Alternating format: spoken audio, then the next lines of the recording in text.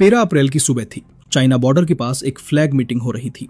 Chinese officer ने Indian commander से कहा, आप अपने उस सोल्जर को वापस बुला लीजिए जो रात में सफेद घोड़े पर हमारी साइड आ जाता है। इंडियन ऑफिसर हल्का सा मुस्कुराए, क्योंकि वो जानते थे उस डायरेक्शन में ना कोई पेट्रोल था और ना ही किसी सोल्जर के पास कोई घोड़ा था। लेकिन एक सोल्जर जरूर था, एक मरा हुआ सोल्जर, जिसने मरने के बाद भी अपनी ड्यूटी नहीं छोड़ी। आज हम बात करने जा रहे हैं एक ऐसे सोल्जर की जो 1968 में मर गया, लेकिन आज भी इंडिया की बॉर्डर की रक्षा कर रहा है। ये कहानी है बाबा हरभजन सिंह की।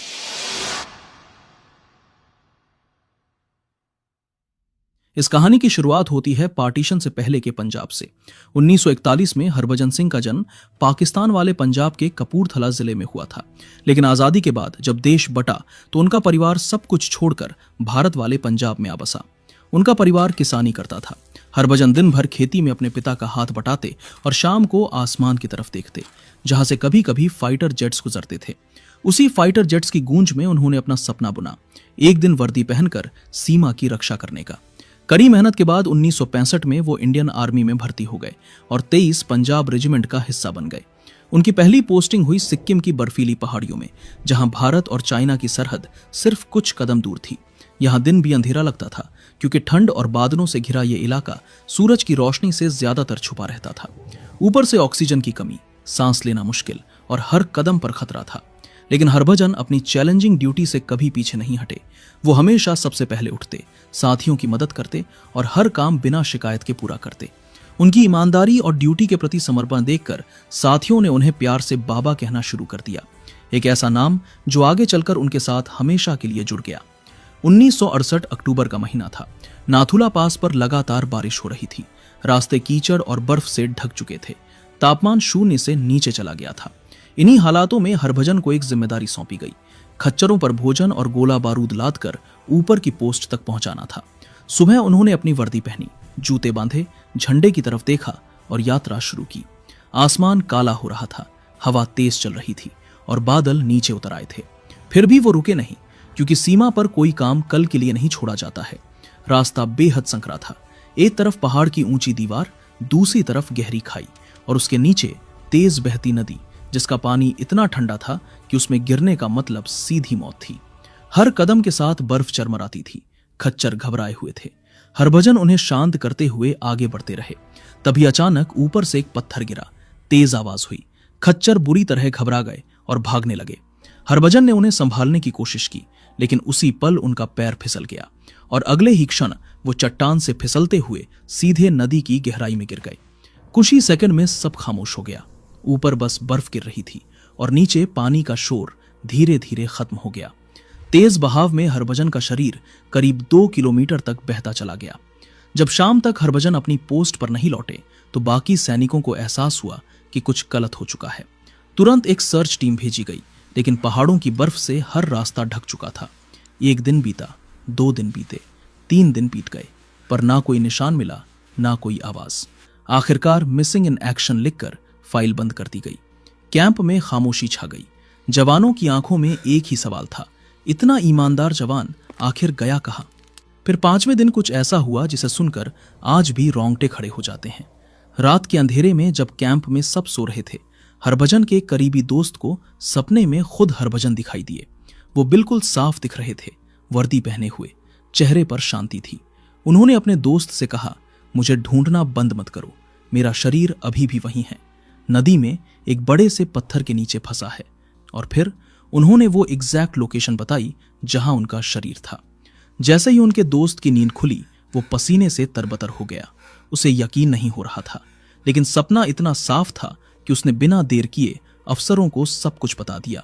शुरू में किसी ने यकीन नहीं किया, लेकिन जब उसने एक एक डिटेल बताई तो एक सर्च टीम दोबारा भेजी गई और यहीं चमत्कार हुआ।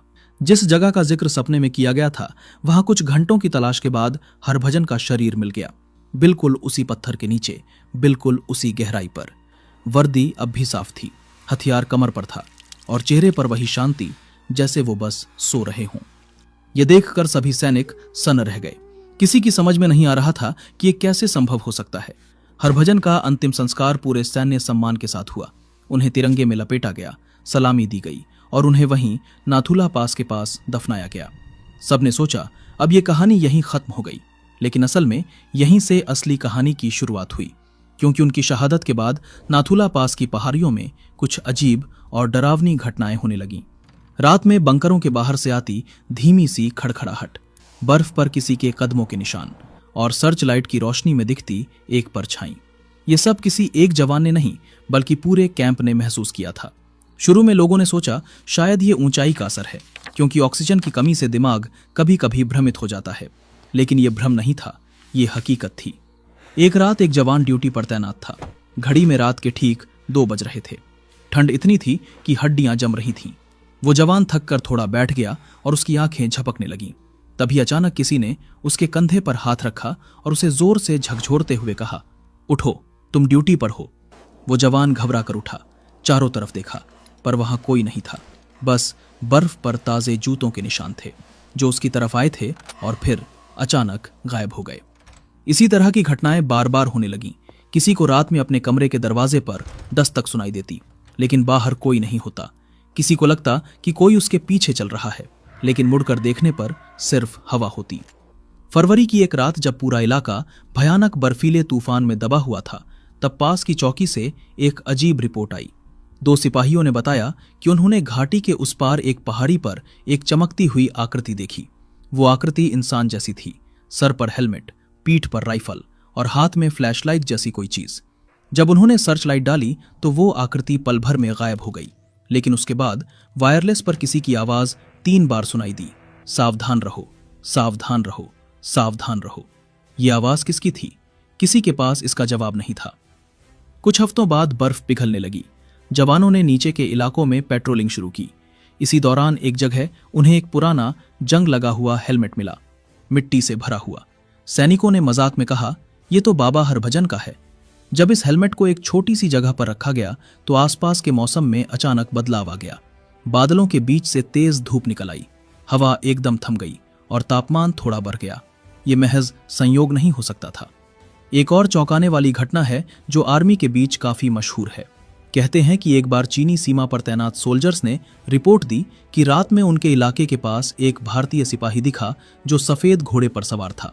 उन्होंने कहा कि वो कुछ देर तक हमें देखता रहा और फिर धुंध में गायब हो गया। अगले दिन दोनों देशों की फ्लैग मीटिंग हुई।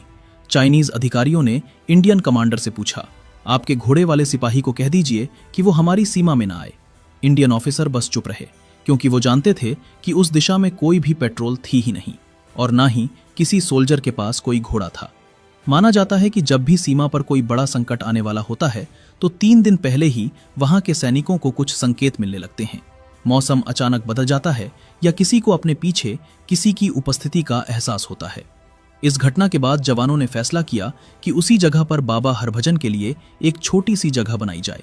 उन्होंने वो जगह साफ की, हेलमेट को सम्मान के साथ रखा और हर शाम वहां दीपक जलाया जाने लगा। धीरे धीरे ये दीपक कैंप की परंपरा बन गया और वो जगह बाबा हरभजन मंदिर के नाम से मशहूर हो गई। समय के साथ साथ बाबा हरभजन के प्रति ये विश्वास और भी गहरा होता गया। इंडियन आर्मी ने इस रहस्यमय उपस्थिति को खारिज करने के बजाय उसे पूरा सम्मान दिया और यहीं से शुरू हुई वो परंपरा जो आज भी जारी है। हरभजन सिंह का नाम सेना की रिकॉर्ड बुक में हमेशा दर्ज रहा।